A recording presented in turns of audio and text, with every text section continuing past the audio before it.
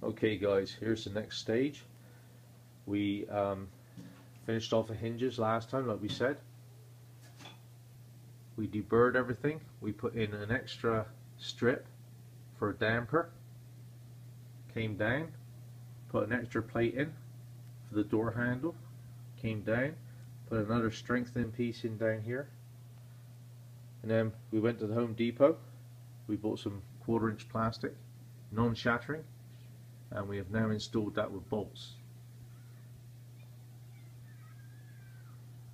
So now we've put the actual window in, and the next stage we'll finish off drilling some holes, and then we will paint it.